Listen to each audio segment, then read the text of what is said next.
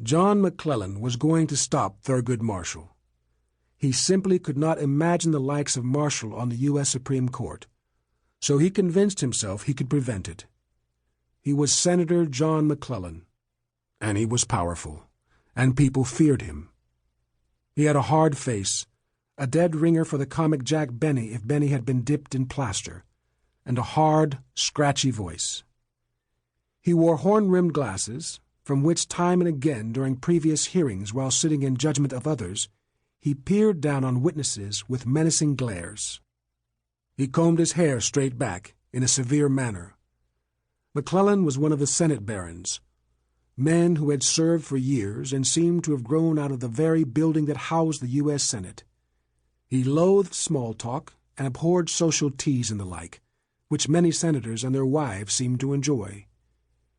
Even when his Arkansas constituents visited his Washington office, he seemed impatient, as if he wished they could state their business as fast as possible and be on their way. He'd shoot an aide that look, and then the aide would begin motioning toward the door, and McClellan would toss final words at his guests. "Thanks for coming by. Say hi to the folks back home. Don't forget to take a souvenir." He had been sent to Washington by Arkansas voters, first as a congressman in 1934, and then in 1942 as a U.S. Senator. And now he found himself with a coveted seat on the powerful Senate Judiciary Committee. He told his aides to start digging. He wanted as much information on Thurgood Marshall as he could get, and he wanted it as fast as he could get it. John McClellan looked upon himself as a force for good, standing between Thurgood Marshall and the Supreme Court of the United States of America. In Washington, McClellan prided himself on his activities, his constant motion. At one time, he sat on 14 subcommittees. In 1954, he found himself on a committee with the Wisconsin Senator Joseph McCarthy, who was galloping around the nation's capital on a one-man witch hunt for communists. McCarthy had charged the State Department with having dozens of communists in its employ. At a time when Americans were fearful of communism, McCarthy's charges landed him on the front pages. Many were riled up.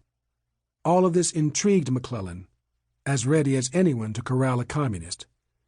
But McCarthy, who was a shambling and reckless figure, soon made McClellan nervous.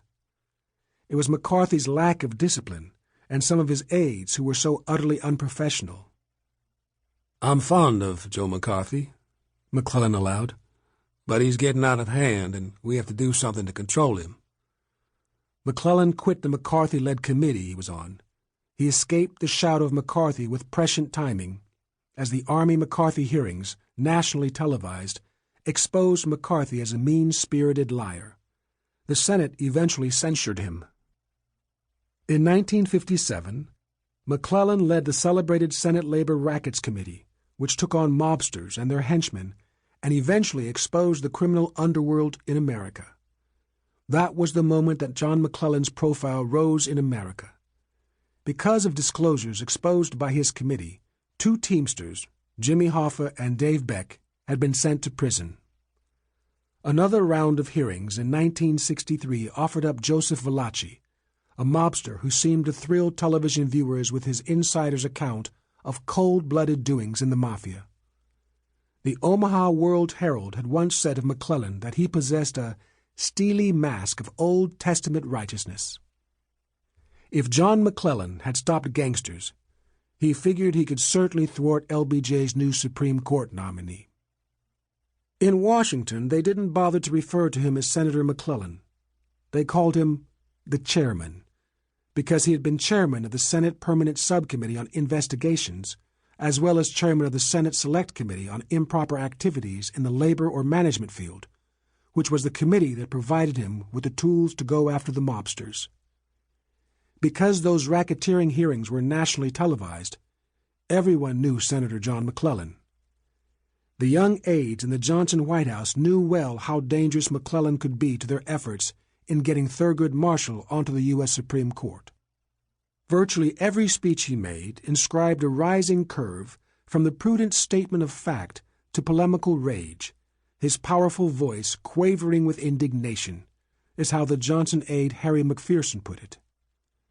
The Johnson administration had drawn a battle line. Thurgood Marshall was the lawyer who had won the Brown v. Board of Education ruling, a ruling that led to utter embarrassment in McClellan's home state in the fall of 1957, when 9 Negro schoolchildren had tried to desegregate Little Rock Central High School and been stopped by whites hurling epithets, spit, and large rocks. It was also the year that Time magazine named McClellan its Man of the Year. Reporters on the scene to cover the story were chased and bloodied by the mobs. This had forced President Dwight Eisenhower to go into military mode and dispatch troops to protect the children. The troops had to remain at the school, watching over the Negro children for an entire year. Little Rock was thus seared into the nation's psyche as mean and bigoted. And on his trips back home to Arkansas at the time, to attend all those social events and grand openings and visit family as all politicians do, John McClellan had to endure all the chatter about Little Rock, about how the government was attacking states' rights, how Negroes were trying to take over the schools. And all he could do was assure his constituents that he was doing everything he could to protect their way of life, the Southern way of life. It made McClellan angry, though, how he had to take up all of his time defending himself and how hard he was working in Washington to keep Arkansas as it always had been. Thurgood Marshall, if he made it to the Supreme Court, was not going to keep Arkansas as it had always been.